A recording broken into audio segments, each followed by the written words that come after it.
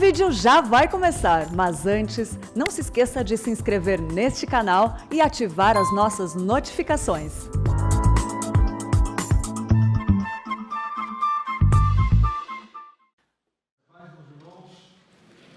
Vamos abrir nossas Bíblias no texto que servirá de base para a nossa reflexão nessa tarde. Carta de Paulo aos Romanos, capítulo 3.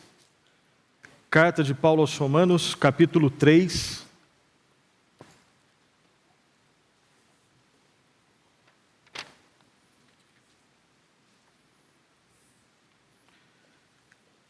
Romanos, capítulo 3, do 21 ao 26. Romanos 3, do 21 até o 26. Lá está escrito assim, acompanhe a leitura, por favor. Mas agora, sem lei, se manifestou a justiça de Deus, testemunhada pela lei e pelos profetas. Justiça de Deus mediante a fé em Jesus Cristo, para todos e sobre todos os que creem, porque não há distinção, pois todos pecaram e carecem da glória de Deus, sendo justificados gratuitamente por sua graça, mediante a redenção que há em Cristo Jesus, a quem Deus propôs no seu sangue como propiciação, mediante a fé, para manifestar a sua justiça, por ter Deus, na sua tolerância, deixado impunes os pecados anteriormente cometidos, tendo em vista a manifestação da sua justiça no tempo presente, para Ele mesmo ser justo e justificador daquele que tem fé em Jesus. Feche os seus olhos, vamos orar mais uma vez. Em nome do Senhor Jesus, nós suplicamos a Ti, ó Pai Celestial, tem misericórdia de nós, fala aos nossos corações, ó Espírito Santo, ilumina as nossas mentes para que possamos compreender aquilo que o Senhor mesmo inspirou na Tua palavra. O Senhor, ó Deus, nos conhece e sabe em que condições nós estamos aqui hoje em Tua casa nessa tarde. E nós suplicamos, ó Deus, tem misericórdia de nós, perdoa os nossos pecados, transforma as nossas vidas, molda os nossos corações para a Tua honra e Tua glória. Fala aos nossos corações, ó Santo Deus, porque dependemos e precisamos do Senhor. No nome do Senhor Jesus é que nós oramos e agradecemos por tudo. Amém. Amém. Meus irmãos, um dos documentos importantes que foram confeccionados no contexto da Reforma Protestante, além da Confissão de Fé de Westminster, além do Catecismo Maior de Westminster, além do Breve Catecismo de Westminster, além da Confissão Helvética, um dos catecismos mais importantes de toda a história do protestantismo é o Catecismo de Heidelberg. Se você não conhece, conheça. Vale muito a pena conhecer do ponto de vista da sua devocional, do ponto de vista da sua instrução teológica. É um catecismo assim, muito piedoso e totalmente, pela graça de Deus, baseado nas Escrituras Sagradas. Eu estou falando tudo isso porque eu quero ler a primeira pergunta e a primeira resposta desse catecismo. Eu quero fazer a pergunta que faz, e nós sabemos que o estilo de um catecismo é diferente de um estilo de uma confissão de fé. Normalmente um catecismo ele sempre ensina baseado naquele esquema de perguntas e respostas, perguntas e respostas. Uma confissão de fé tem um outro estilo, são parágrafos um pouco mais extensos. E aí eu quero ler aqui para vocês a primeira pergunta do Catecismo de Heidelberg. E antes de ler a resposta, eu gostaria que você buscasse responder essa pergunta na sua mente. Você que é criança e está aqui, você que é adolescente, jovem, você que nos acompanha aí online, preste atenção na pergunta e busque responder essa pergunta para você. A pergunta é a seguinte: qual é o seu único conforto na vida e na morte? Qual é o seu único conforto, o seu único descanso, o seu único fundamento na vida e na morte? Semana passada eu estava escalado para pregar no culto das 16 e o pastor Léo pregou no meu lugar. Pedi licença para o reverendo Orival porque um irmão querido lá da freguesia do Ó, o presbítero Nildo, faleceu. E eu gostaria de estar ali, o reverendo me liberou e o pastor Léo pregou no meu lugar.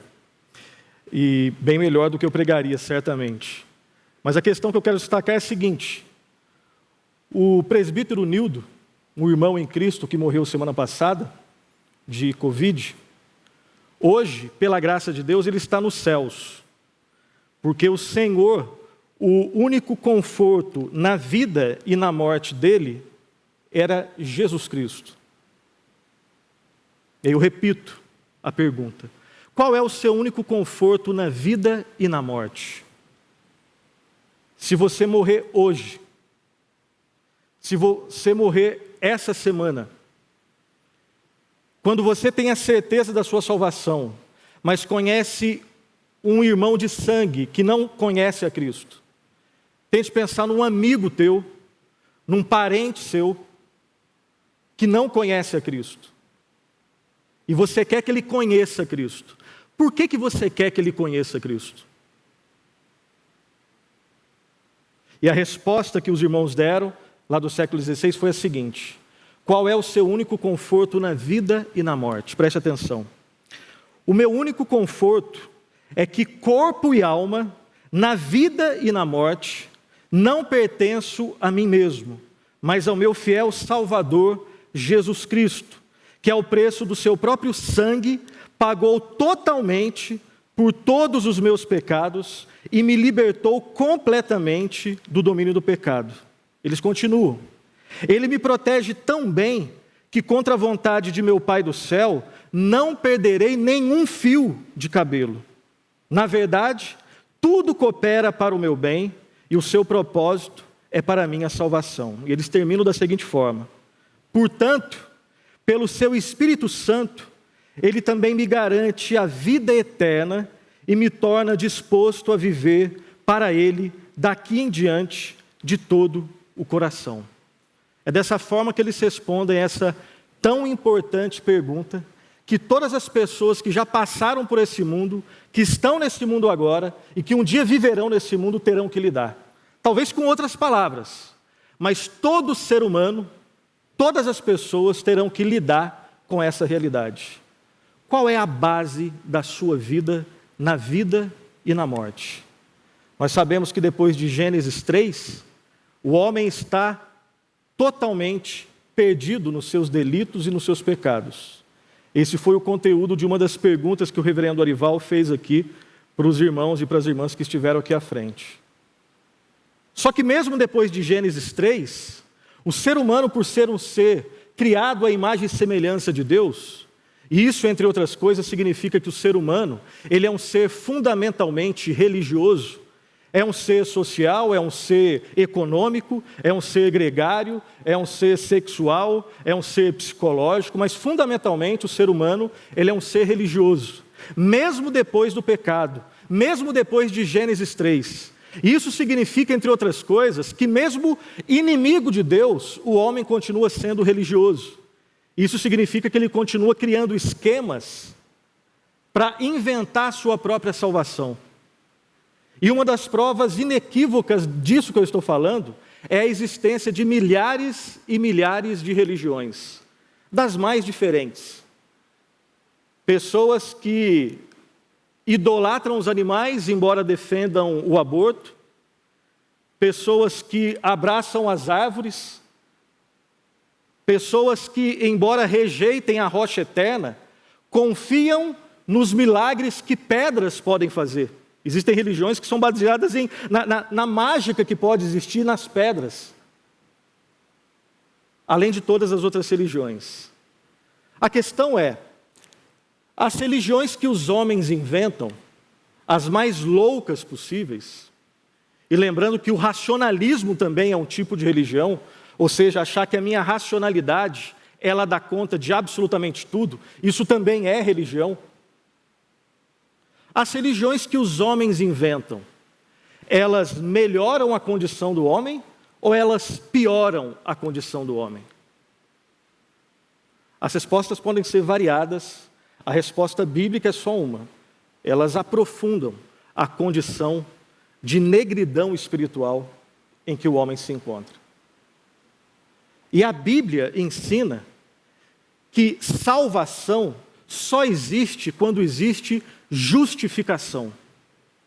Não existe nenhuma possibilidade do homem caído, perdido nos seus delitos e nos seus pecados, não existe nenhuma possibilidade do homem se salvar.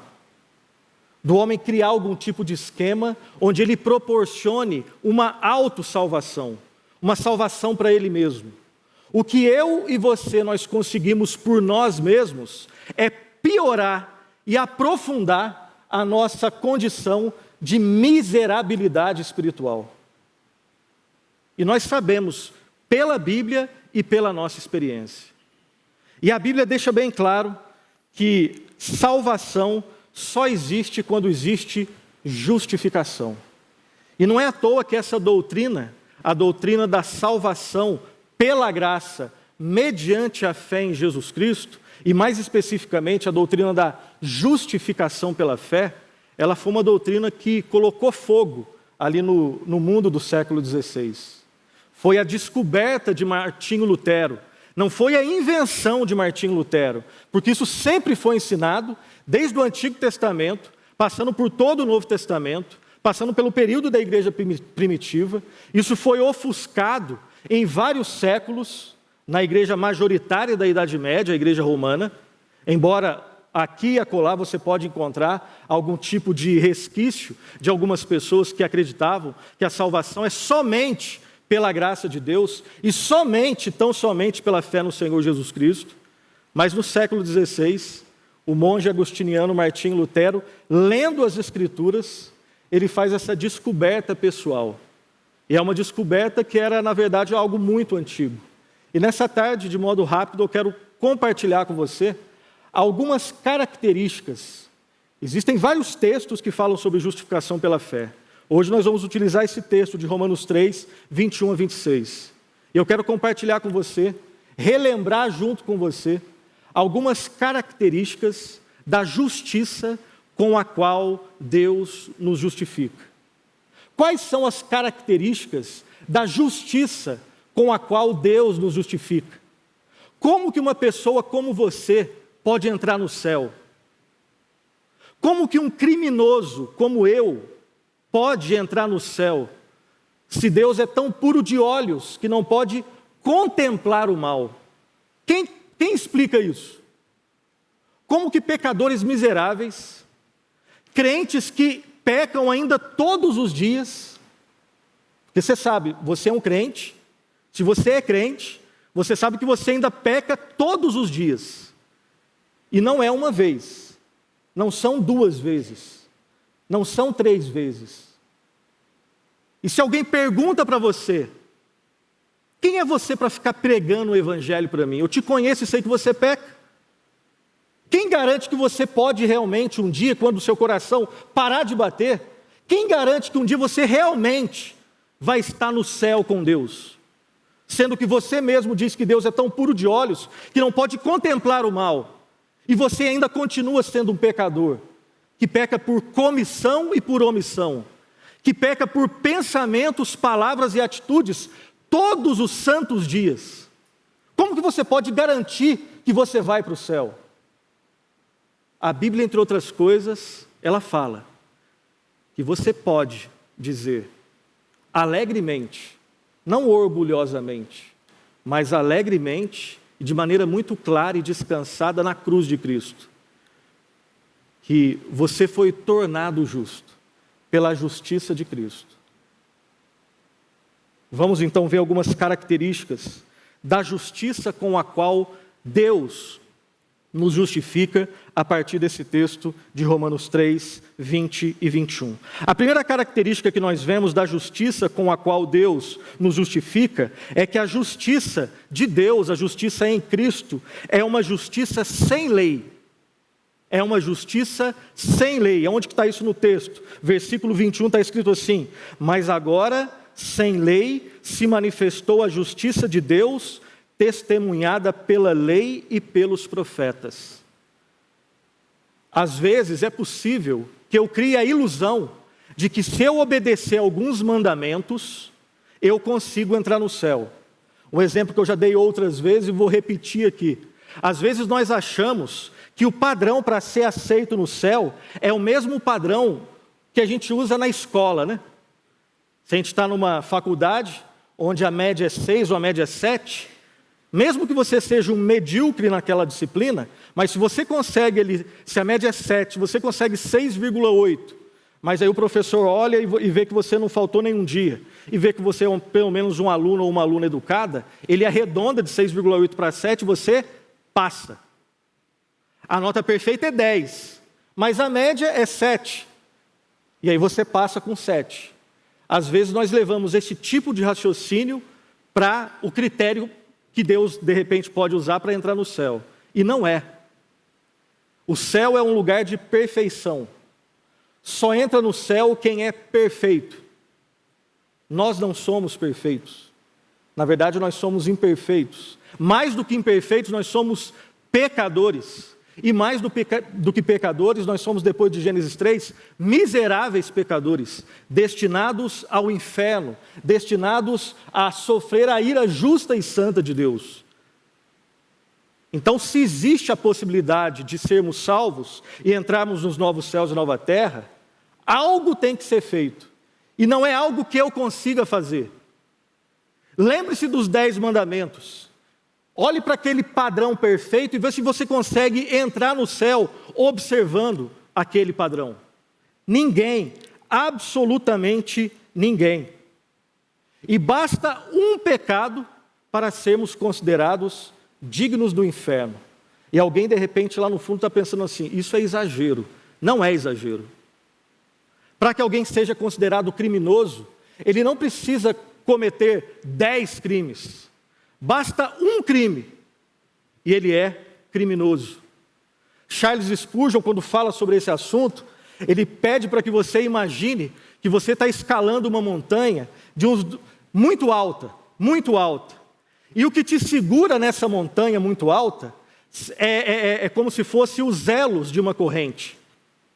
Imagine que um desses elos, ele se quebra. Você já caiu e já morreu. Para que você morra, você não precisa que toda a corrente seja ali pulverizada ou dissipada. Basta um elo e você está morto. Basta um crime e você é criminoso. E ninguém aqui comete só um crime. Ninguém aqui comete só um crime. Na verdade, ninguém aqui comete só 1000 crimes. Na verdade, nós não conseguimos nem matematizar os crimes que nós cometemos. E a justiça com a qual Deus nos justifica é uma justiça sem lei. Depois que o pecado entra na nossa vida, o caminho dos mandamentos de Deus, como critério, como caminho para ser salvo, ele não é mais uma saída. Não dá, porque ninguém consegue. O texto deixa bem claro, todos pecaram, todos se extraviaram, todos merecem a ira de Deus. Então, se você é justificado, é pela justiça de uma outra pessoa. Primeira característica, então, da justiça com a qual Deus nos justifica. É uma justiça sem lei. Você não é salvo porque você obedece à lei. Você é salvo pela graça de Deus em Cristo Jesus, que faz com que você descanse no único que cumpriu a lei. No único homem justo, o justo que morreu por injustos, o Senhor e Salvador Jesus Cristo. Segunda característica da justiça com a qual Deus nos justifica, é uma justiça mediante a fé. Versículo 22, a parte A, está escrito assim, justiça de Deus mediante a fé em Jesus Cristo. É uma justiça sem lei, é uma justiça mediante a fé. E a pergunta que eu faço para a nossa reflexão é, qual é o papel da fé na salvação? Se você fizer essa pergunta para um romano, para um católico romano, se ele for muito bem instruído nos dogmas romanos, ele, entre outras coisas, vai te responder que você é salvo pela graça, você é salvo pela fé em Cristo, mas você tem que manifestar algo que Deus olha para você e fala, ó, mesmo que seja um pouquinho de fé, eu já aceito. Será que é assim que ocorre a fé? Quem consegue manifestar fé sem a ajuda de Deus? Segundo a Bíblia, depois do pecado, nós não estamos doentes. Segundo a Bíblia, depois do pecado, nós estamos mortos. E um morto não escolhe. E um morto não tem fé. E um morto só decide aquilo que tem a ver com a morte. Qual é o papel da fé? Será que Deus fica olhando para as pessoas, esperando alguém manifestar fé? Aí quando alguém manifesta, opa, você que eu vou salvar. Será que é assim que ocorre? Biblicamente e na experiência, nunca foi, não é e nunca vai ser assim. Mas, então como que a justificação é pela fé? É porque a fé é um dom de Deus. A fé não é a causa da salvação. A fé é um instrumento pelo qual nós nos apropriamos dos méritos do Senhor Jesus Cristo. Tecnicamente falando, biblicamente falando, ninguém é salvo primeiramente pela fé. Nós somos salvos pela graça, mediante a fé. E os teólogos lá da Idade Média, e também da época da Reforma Protestante, usaram termos didáticos para nos ajudar a entender isso. A causa da salvação é a graça. A causa final da salvação é a graça. Nós somos salvos pela graça, causa final. E qual que é a causa instrumental? Qual é o instrumento utilizado para que nós nos apropriemos dos méritos que nós não temos e Cristo tem? É a fé. Fé, biblicamente entendida, é uma declaração da nossa incompetência total e da competência total de Jesus Cristo. É por isso que nesse aspecto específico, ninguém é salvo pela fé. É salvo pela graça, mediante a fé no Senhor Jesus Cristo. Repito pela última vez, fé verdadeira e genuína, em si, já contém a ideia de que, se eu tenho fé em Cristo, é porque eu preciso de Cristo. Eu não tenho nada que eu possa oferecer para Deus, e que Ele olhe para mim e fale assim: Nilson, você não é tão bom, mas eu te aceito mesmo assim. Não! Fé biblicamente entendida é uma declaração da minha incompetência, mas de que eu creio no único competente que existe, que é o Senhor Jesus Cristo. Quais são as características da justiça com a qual Deus nos justifica? É uma justiça sem lei. É uma justiça mediante a fé. Terceiro lugar, é uma justiça para todos. É uma justiça para todos. A partir do versículo 22, a parte B, até o 23, está escrito assim: para todos e sobre todos os que creem, porque não há distinção, pois todos pecaram e carecem da glória de Deus. Se todos pecaram e carecem da glória de Deus, a justiça é disponível para todos. Agora, em que sentido é esse para todos? Claro que tem uma explicação bíblica para isso. A ideia é que não existem barreiras étnicas, são pessoas de todas as etnias. Não existem barreiras culturais, são pessoas de todas as culturas. Não existem barreiras econômicas, são pessoas pobres e pessoas ricas. São pessoas que moram no jardim e que moram no Capão Redondo. Não existem barreiras econômicas. Salva argentino, salva brasileiro, do hemisfério sul, hemisfério norte, do ocidente e do ocidente. Então, em relação ao aspecto social, pessoas de todos os estratos sociais. Na questão econômica, pessoas de todas as camadas econômicas. Nas questões culturais e étnicas, pessoas de todas as etnias e todas as culturas. E na questão religiosa, pessoas de todos os tipos de fé? Não. Na etnia, sim. Na cultura, sim. Na economia e na sociedade, sim. Homens e mulheres, sim. Pessoas que têm dificuldade com as questões sexuais, também sim. Mas pessoas de todos os tipos de fé, nunca foi, não é e nunca vai ser. Preste atenção. Quanto à salvação, Deus nos ensina um aspecto de inclusivismo e um aspecto de exclusivismo. Deus é inclusivo se a questão é cultura, qualquer cultura. Deus é inclusivo se a questão é economia, qualquer economia. Deus é inclusivo se a questão é sexo, é homem ou é mulher, tranquilo. Agora, Deus é exclusivo no que se refere à fé. Para ser salvo, tem que passar pela porta estreita, e só tem uma porta estreita, as demais são portas largas. E essa porta estreita leva a um caminho estreito, e que leva a uma multidão, que é diferente da multidão que passou pelo caminho largo da porta larga. Somente em Jesus Cristo é que existe salvação. É para todos, olha só, para todos e sobre todos os que creem, e não é qualquer tipo de fé, pelo contexto desse texto, pelo contexto de toda a carta de Paulo, pelo contexto de todas as 13 cartas de Paulo, por todo o contexto de toda a Escritura, nós sabemos em quem nós devemos crer. Desde o primeiro versículo de Gênesis até o último versículo de Apocalipse. Para todos e sobre todos os que creem, porque não há distinção, pois todos pecaram e carecem da glória de Deus. E a Bíblia ensina em quem a glória de Deus se manifesta de forma especial. Quem disse quem vê a mim vê ao Pai? É o próprio Cristo. Quem disse eu sou o caminho, a verdade e a vida? Foi o Senhor Jesus Cristo. Então guardem isso. Existe um elemento de inclusivismo na fé cristã. No aspecto social, econômico, cultural, étnico. Mas existe também o elemento de exclusivismo na fé cristã. Não são pessoas de todos os tipos de fé.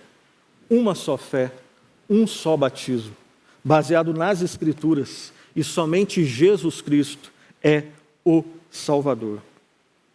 Quarta característica da justiça com a qual Deus nos justifica, é uma justiça gratuita, é de graça. Versículo 24 está escrito assim: sendo justificados gratuitamente por sua graça.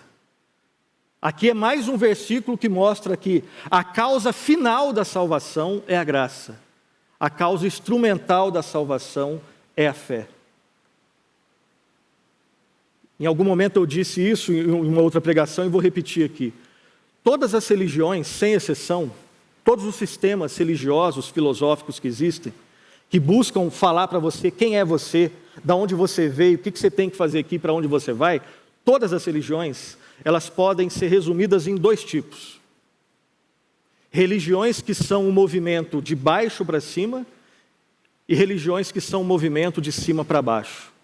O que significa isso? Todas as religiões que não se baseiam nas Escrituras são religiões movimento de baixo para cima. São esforços humanos querendo fazer algum tipo de sistema sacrificial para merecer o favor de Deus. O judaísmo é assim, o islamismo é assim, o catolicismo romano é assim, o shintoísmo é assim, o racionalismo é assim, e todos os outros ismos. São esforços humanos para tentar agradar a Deus, passar com nota 7 e ir para o céu. Normalmente sempre é assim. Só existe uma religião, que é movimento de cima para baixo. Só existe um livro que deixa bem claro que tudo que eu fizer, tudo que você fizer, é lixo, é trapo de imundícia. Os melhores esforços humanos sem Cristo são classificados nas Escrituras como lixo. Lixo. Os melhores, não estou falando dos piores. Os melhores são lixo.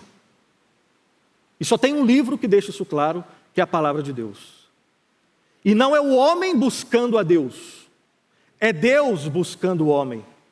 Porque Deus amou o mundo de tal maneira que deu o seu Filho unigênito para todo aquele que nele crê não pereça, mas tenha a vida eterna.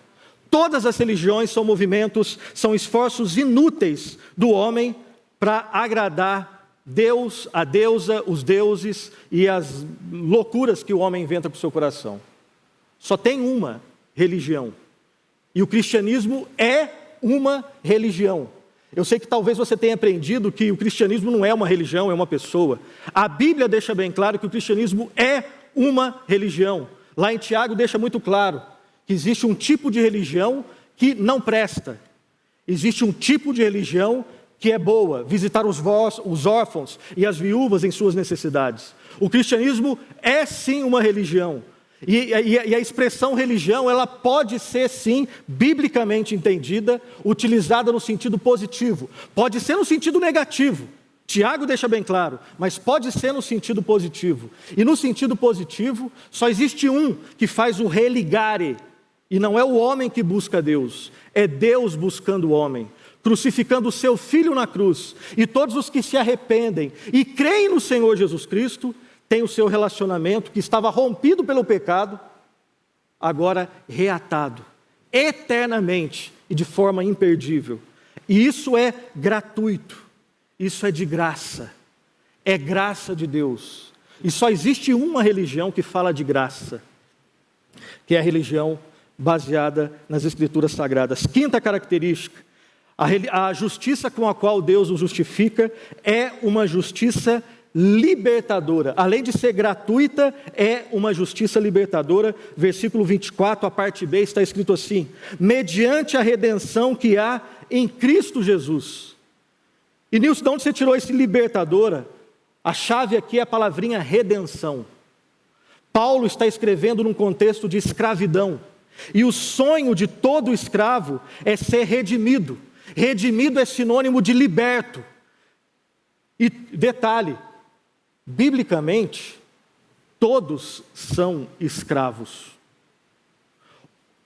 O que diferencia o nosso Senhor? Eu sei que a palavra escravidão, no contexto brasileiro, no imaginário brasileiro, ela traz conotações somente negativas, quando nós lembramos do nosso histórico de escravidão lá no Brasil colonial. Paulo sabia disso, quer dizer, ele sabia não do contexto do Brasil colonial, mas sabia ali do contexto também, do contexto romano. E ele sabia que a palavra escravidão, ela tem esse sentido negativo. E por que ele utiliza isso?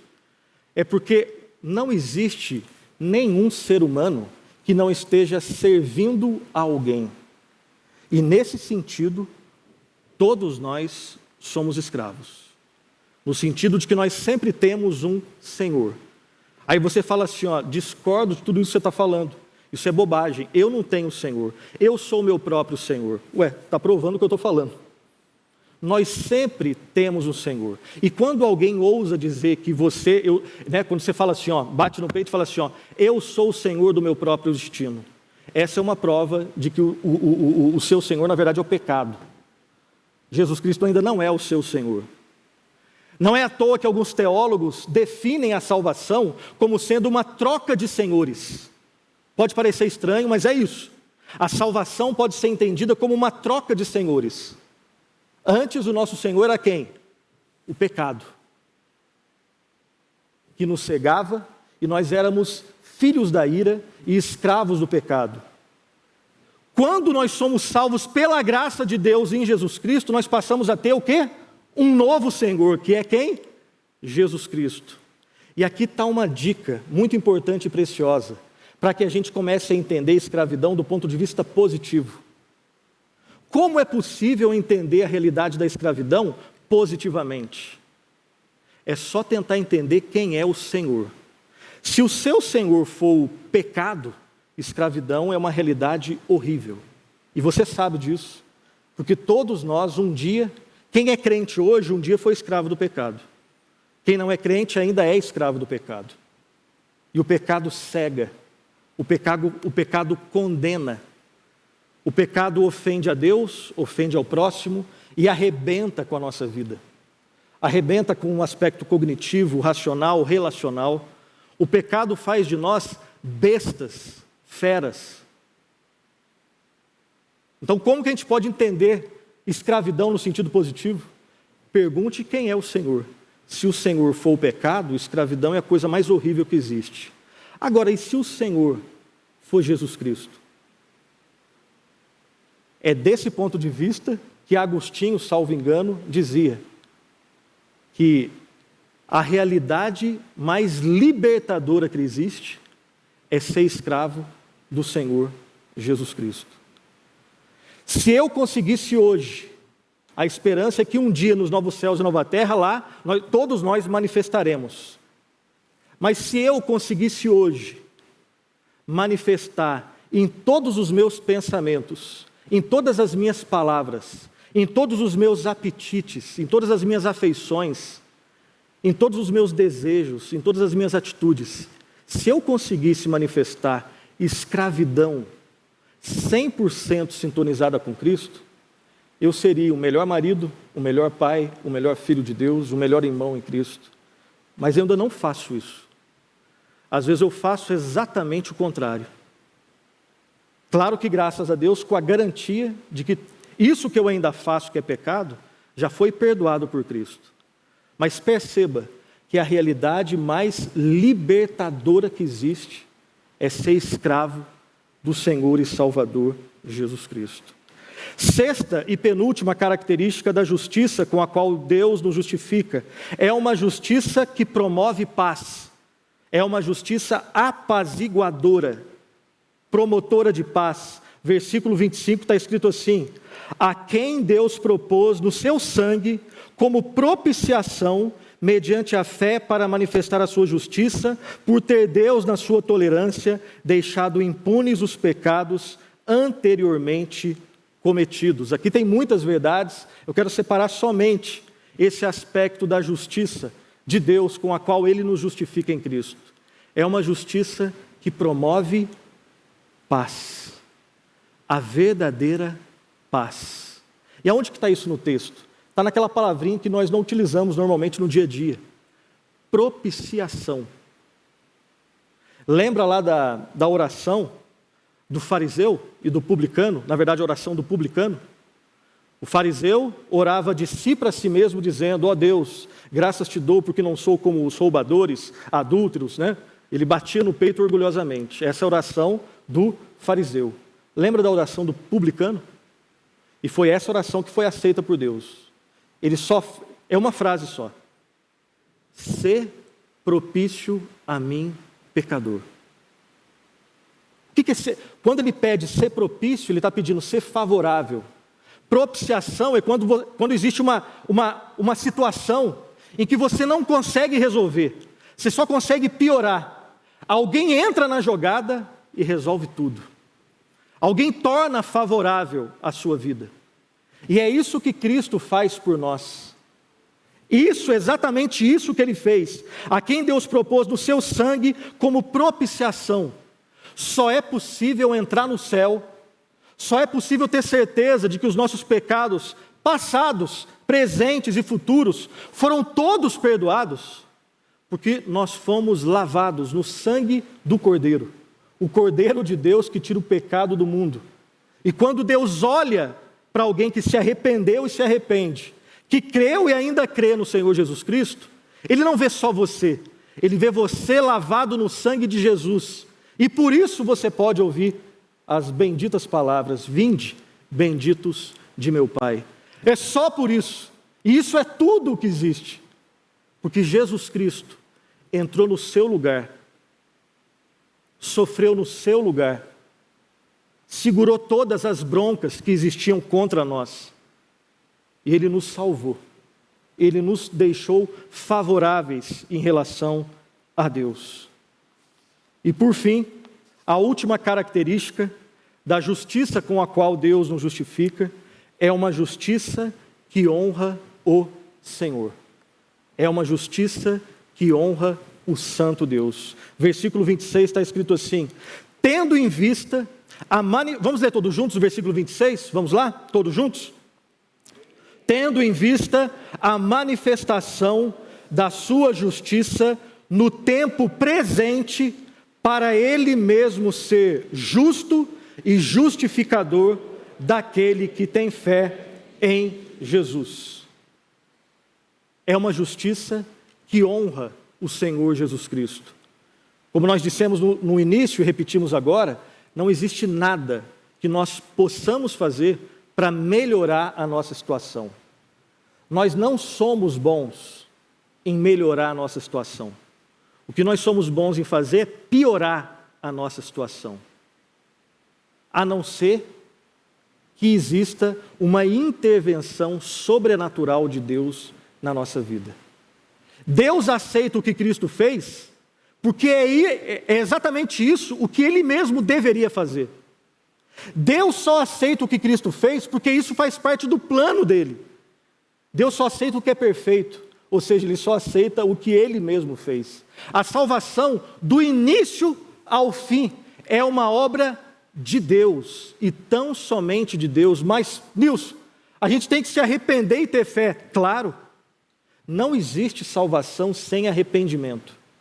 E você vai ver no Antigo e no Novo Testamento várias assertivas que falam sobre isso. Arrependei-vos, arrependei-vos. Não existe alguém salvo sem arrependimento. E não é Deus que se arrepende, é o homem que tem que se arrepender.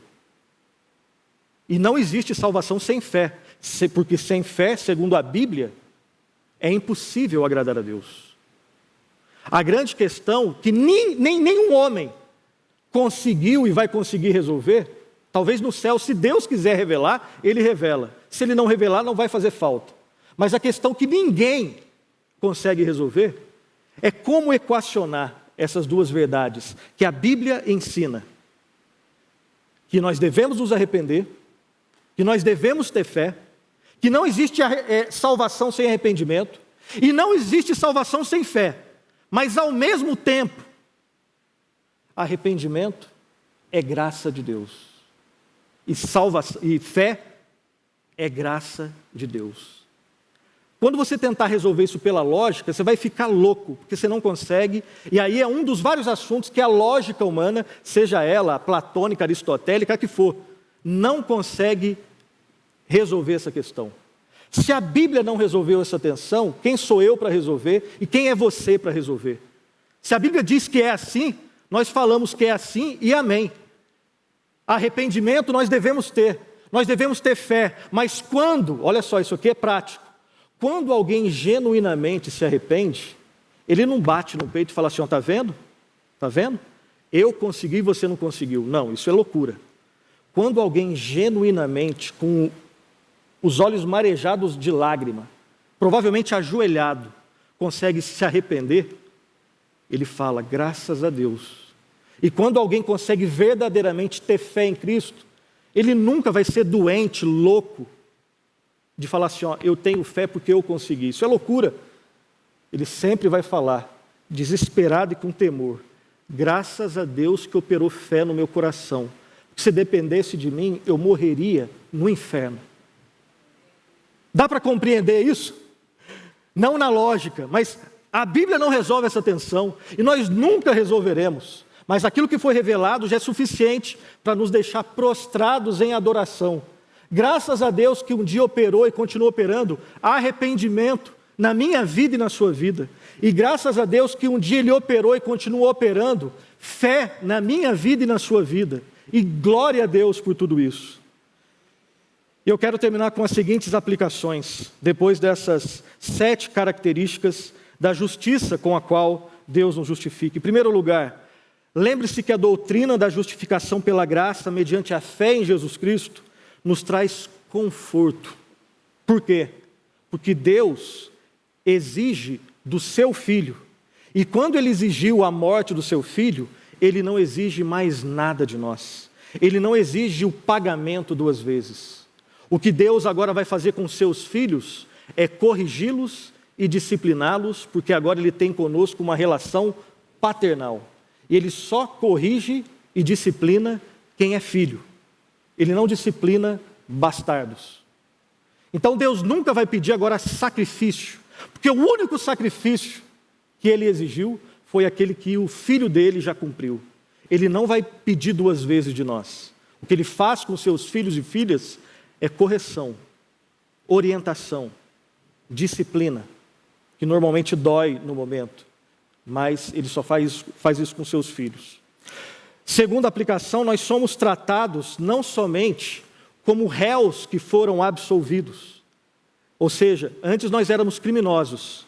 E o justo juiz não simplesmente olhou para você e falou assim, ó, está pago, agora pode ir embora. Ele não fez isso. Deus nos trata como réus que foram absolvidos e que agora foram transformados em filhos. E agora são convidados para viverem dentro da sua casa, numa família. Isso você nunca vai ver num filme de tribunal. Ultimamente não fazem muito filme de tribunal, né? Mas eu lembrava dos antigos, né? Sempre quando o justo juiz julgava, terminou o julgamento, vai embora. Você já viu um justo juiz olhar para um criminoso, absolver um criminoso e depois pedir para o criminoso, convidar o criminoso para viver dentro da casa dele e fazer parte da sua família? Eu nunca vi. Na Bíblia é isso o que existe. E isso só existe por causa da cruz do Senhor Jesus Cristo. Porque na cruz a justiça de Deus foi satisfeita. E na cruz nós vemos o amor de Deus sendo derramado sobre os seus filhos. Perceba como essa doutrina é rica em nos ensinar sobre os atributos de Deus: justiça, santidade, misericórdia, graça, amor e a nossa total necessidade de Cristo. E por fim, confie totalmente no Senhor Jesus Cristo. Entregue-se totalmente ao Senhor Jesus Cristo. Renove o seu compromisso de se colocar aos pés do Senhor Jesus Cristo. Porque somente em Jesus Cristo existe misericórdia, somente nele existe perdão e só nele existe justificação. A tendência que eu tenho e que você tem é normalmente, quando nós cometemos um determinado pecado, principalmente se for na sexta-feira ou no sábado, a gente se sente indigno para estar na igreja no domingo. E a gente esquece do Evangelho e volta para o sistema de obras. Esse exemplo eu já dei, vou dar e termino aqui. A gente pensa mais ou menos assim: bom, como eu pequei e me sinto indigno para estar na casa de Deus, então nesse domingo eu não vou na igreja. Eu vou agora passar uma semana orando, jejuando. Normalmente você não faz isso, é só o papo que você conta para você mesmo, é a mentira que você conta para você mesmo. Então você fala: eu vou orar, vou jejuar e vou ler umas 10, você nunca leu 2 páginas, mas eu vou ler 10 páginas por dia. Ainda chegando na sexta, se eu conseguir cumprir essa minha meta, aí eu vou me sentir o quê? Limpo, aí eu me sinto agora digno de ir na igreja. Esse é o sistema de obras. Deus não aceita ninguém desse jeito. Ninguém desse jeito. Então, quando você pecar, e você vai pecar, prontamente se arrependa e volte-se desesperadamente aos pés da cruz do Senhor Jesus Cristo. Porque Ele só aceita em Jesus. Ele não te aceita porque você, na sua opinião, é uma pessoa moralmente correta, ou porque você consegue colocar o seu plano de leitura bíblica em dia, ou porque você tem curso de teologia, nada disso. Ele só te aceita por causa do Evangelho. E eu e você, todos nós vamos precisar ouvir o Evangelho todos os dias, porque nós temos uma tendência legalista. E o único antídoto contra o legalismo é o Evangelho bem-aventurado, maravilhoso, revolucionário, o único Salvador que existe, o Evangelho do Senhor e Salvador Jesus Cristo. Que Deus nos abençoe, que Deus fortaleça a nossa fé.